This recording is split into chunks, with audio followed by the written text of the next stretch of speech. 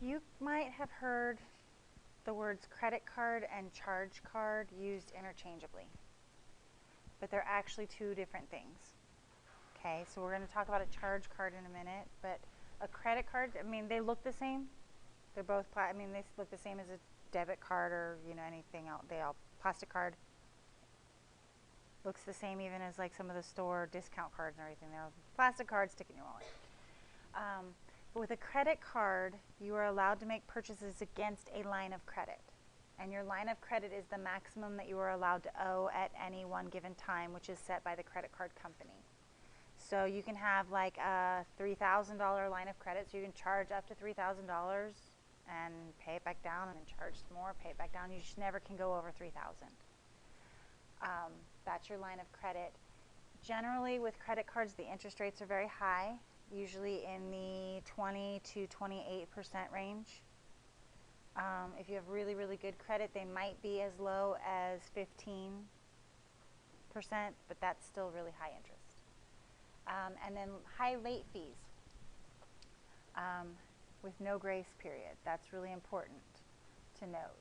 On a loan, a lot of times you have what's called a grace period. So if your bill, let's say your mortgage payment is due on the 1st of the month, you might have till the 5th to pay it without getting charged a penalty.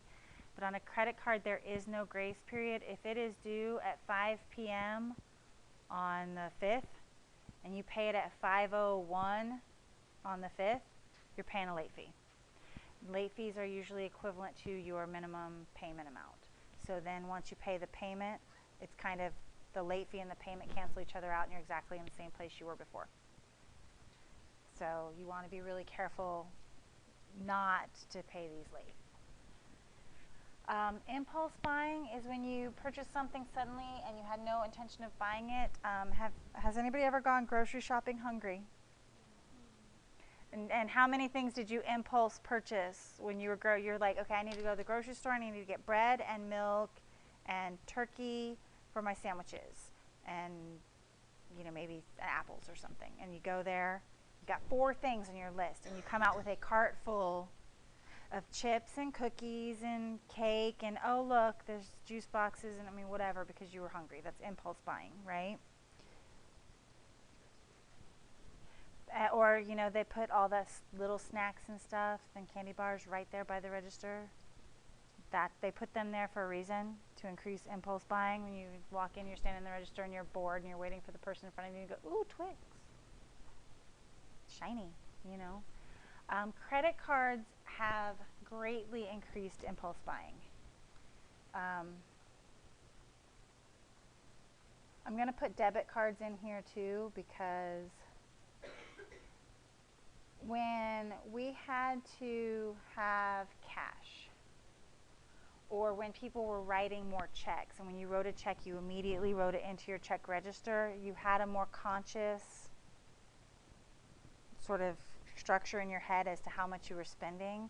But with the credit cards and the debit cards, you just swipe it and go. You swipe it and go. And now that, you know, they've got that phone paying thing, I think that's going to get even worse.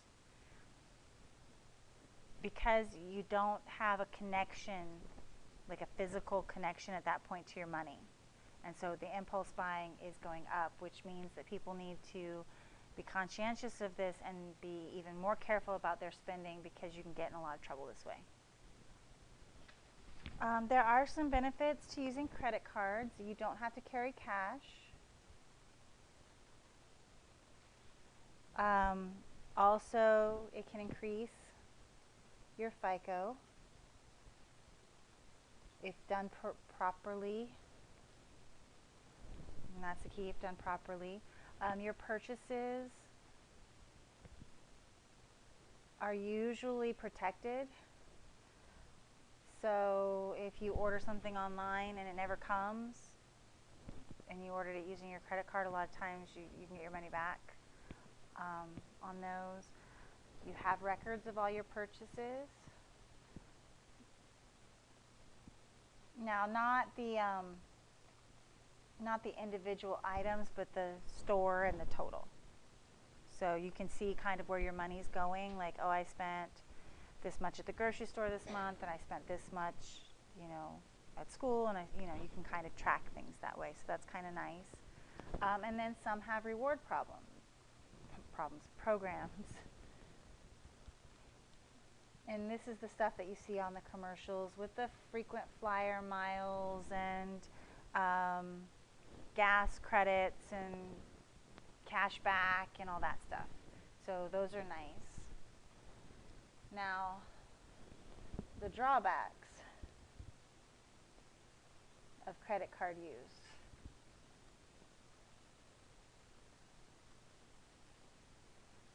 You can pay much more for an item than it's worth.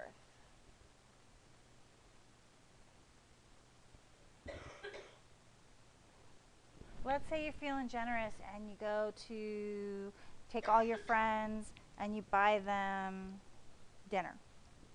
And you spend $150 on dinner because you were generous and you bought them dinner. And then it takes you 3 or 4 months to pay off that $150. Your $150 dinner is now $200+ because of all the interest charges. That's why when we were talking the other day and I said never ever use your credit card to buy McDonald's or Burger King or whatever, like it's not worth paying interest on those things. So you really need to think about that when you use a credit card. Like, do I want to pay interest on this item? If it's a computer or a phone or something, sure, maybe you do. If it's like a candy bar or a cheeseburger or something, like, do I really want to pay interest on this Hershey's bar? No.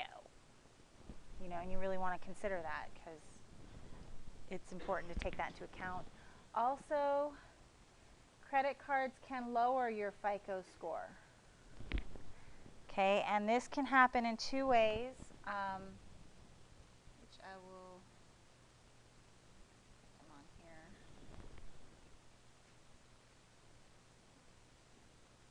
Your high balances, even if you're paying on time, if you have high credit card balances, it will lower your credit score. Or if you have late payments, that can lower your credit score. Okay, so they can increase your FICO if used properly, but if not really watched, they can really lower your FICO score. Okay, so the most common type of credit card is what you call a revolving charge account. And it's revolving because your balance changes every month, as long as you stay below that maximum or at the maximum or below. So you don't have to pay the whole bill in full every month. So if you charge up $1,000 worth of stuff this month, you don't have to pay off the whole $1,000. You make a minimum payment, usually which is $25 or up. I haven't really heard of very many credit cards that'll make the minimum payment less than $25, unless of course your balance is less than $25. You pay a finance charge on the balance carried over. Now this is also important. If you pay off your credit card every month, you will pay no interest. So if you want to use it as a budgeting tool and then pay it off every month and not pay interest, you can do that.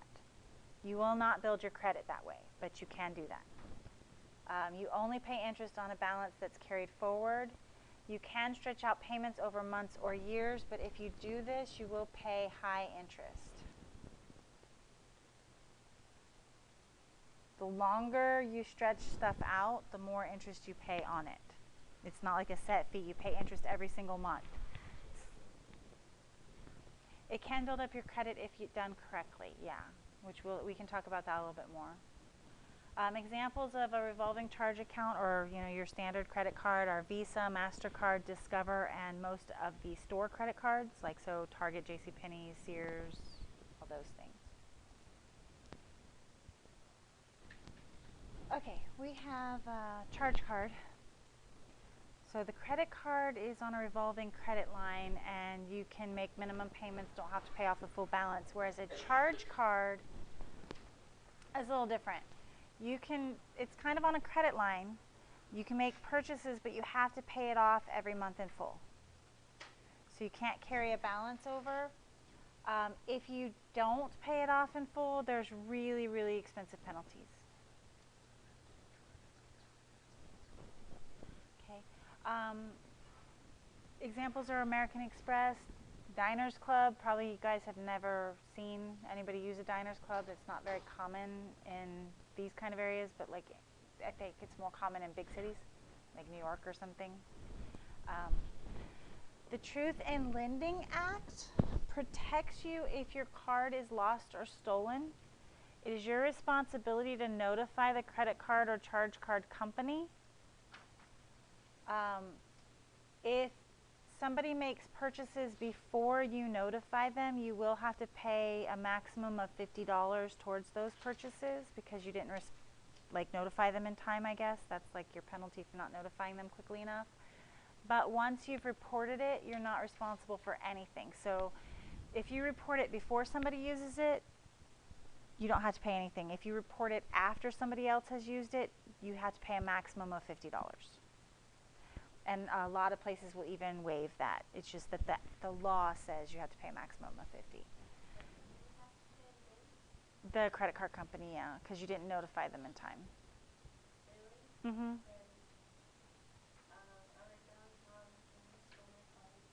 Debit or credit?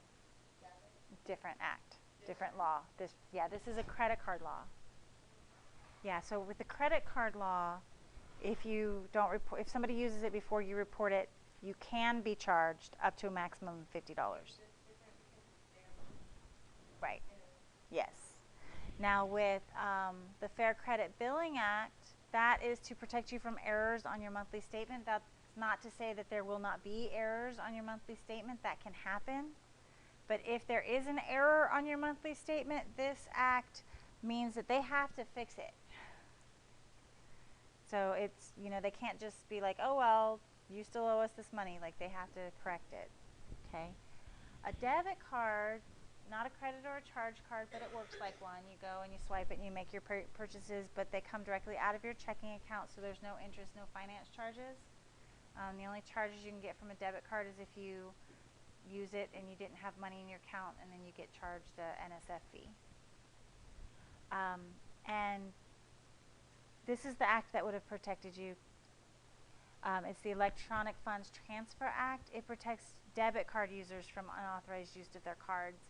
And if you report that your card was lost or stolen, if you, a week from now, see that like last week or something, somebody used your debit card, and you're like, what? I never went to this place and bought this stuff. What are you talking about?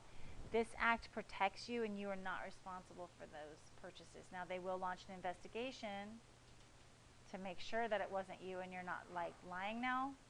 But once you report it, you get your money back pretty much. And usually most banks will give you your money back immediately, do the investigation, and if they find that it was you, they'll take the money back away. And then the Fair Debt Collection Act says that creditors cannot harass you or use unfair means to collect debt. Now, your version of what harassing you means and the creditor's version of what harassing you means and the government's version of what harassing you means are probably all three different things. Yes, they can repossess anything that you purchased with that credit card. Now, like if you have a credit card and you bought a bunch of things that aren't worth anything, that they won't repossess you, or you went and bought Burger King and racked up your thing, they can't repossess that. They can't come take your car because you owe credit card debt. Does that make sense? They can only repossess things that were purchased with that individual card.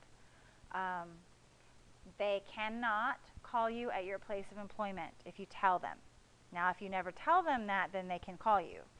If they're calling you at work, you have to tell them you are not allowed to call me at work, and then they are not allowed to call you at work anymore because they're not allowed to jeopardize your employment.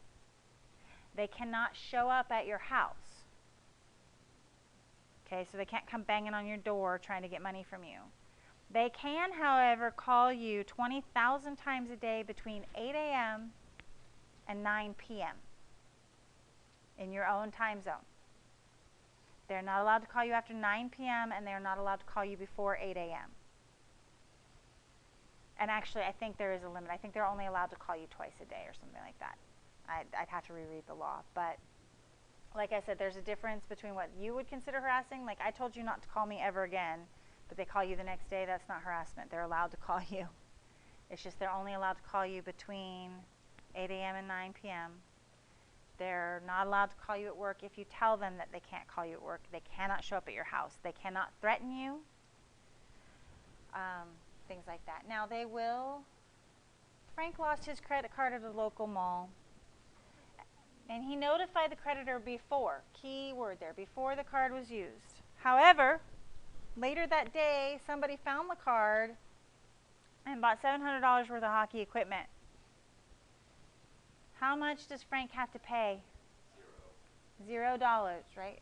Okay, hello, go away. $0 because he notified them before. Had he not notified them, he would have to pay up to $50. Okay, now, credit card companies use a monthly statement. Okay, APR, remember APR is annual percentage rate?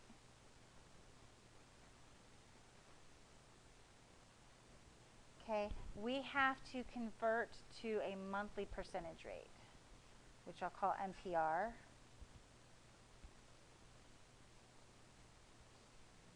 And MPR is equal to APR divided by 12. So what happens is if your annual percentage rate on your credit card is 21.6%, they divide that by 12 to get your monthly percentage rate. So that's how much you get charged every month. And if not equal to, divided by. So I divide that by 12, and that's going to give me 1.8% monthly. Okay, so this is how much you get charged every month would be 1.8% at that point. Okay. Now, you are charged based on your average daily balance. This is the average amount of money you owed.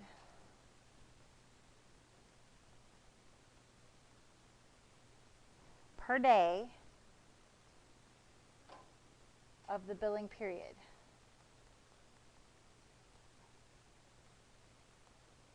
Okay. It is used to calculate your interest.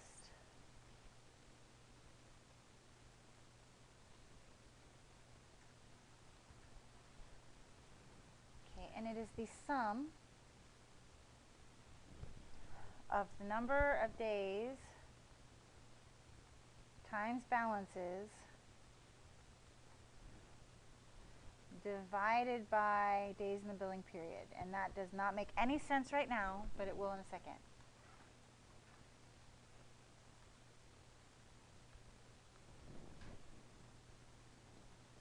So here's the thing. Because in order to make the credit card interest billing fair, if they took your balance on the first or the last day of the billing period, let's say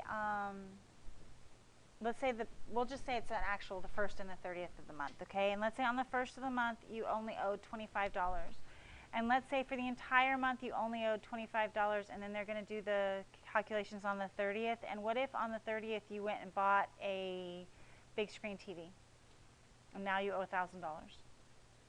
Would it be fair for them to charge you interest on $1,000 for the whole 30 days when you only owed $1,000 one of those days? No, it would not, right? So that's why we use the average daily balance. And so they take your various different balances and figure out how many days you were at each of those various different balances and then divide it. And so we'll work that out on the next example. And that's the way to make the interest calculations fair. Because it wouldn't be fair if you suddenly had a larger balance at the end of the month for them to charge you interest on that larger balance when the whole rest of the month you didn't owe them anything. Okay? We have, for 7 days, she owes $456.11, and in 3 days she owes $1,170. 6 days this, 9 days that, 5 days that. Okay? So first we want to figure out the number of days in the billing cycle. Well, at 7 plus 3 plus 6 plus 9 plus 5, right? Because 7, 3, 6, 9, and 5, those are all the days. So I have 10 and 15 and 5, so that's 30 days. Okay, so it's a 30-day billing cycle, which the majority of credit cards do run on a 30-day billing cycle. Not all of them, but the majority. Okay, so what we do is we say for 7 days she owed $456.11. So I'm going to multiply those, and I'm going to add that to the 3 days that she owed $1,177.60, and 6 days that she owed $990.08, and 9 days that she owed $215.15 or $21.15.15, and I'm running out of space. Hold on, let me write that. Now it fits. Okay, so this is the number of days times the balance, and then we multiply all those out. 319277 and 353280 and 594048 and 1903635 and 1154565. And then I add them all together, and I get $43,248.05. Now, would it make sense for her to be charged interest on that? No, right? Because she never even owed them $43,000. So we take that total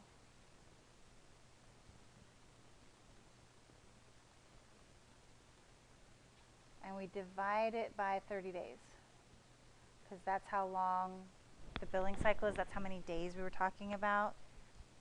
And that gives us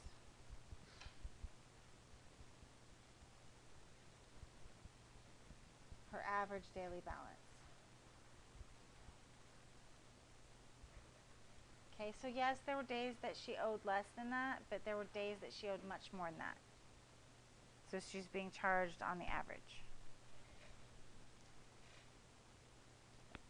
On her average daily balance of $1441.60, and her APR is 18%. So we want to figure out her finance charge. Well, APR is 18%. So first we need to find the monthly periodic rate, which is the APR divided by 12. So that's 18 divided by 12, which gives me 1.5%. And then we have to convert to a decimal.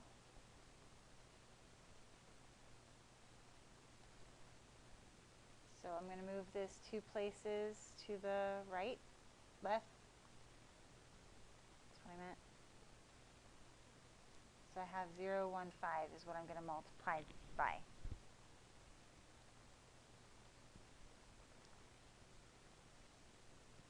Okay.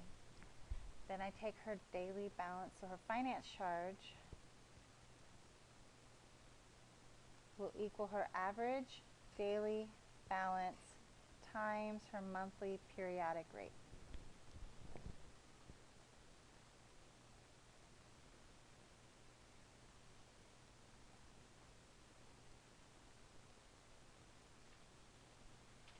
So $21.62. And you remember I told you that your minimum monthly payment is usually not that much higher than your interest charges, your finance charges. It would be reasonable for them to say that the minimum payment on this is $25 or $30. They're charging you $21 in interest. You pay them your monthly minimum of $25, let's say. You've paid less than $4 off of your balance. That's why I said you always want to try to pay more. Now, if your monthly minimum payment is $50, then you're paying $30 off your balance. Because you take the 50, subtract the finance charges, and that's how much comes out of what you owe them. Okay, and that you want to look at that. And when we look at credit card statements, I'll show you what to look for so that you can know. Okay.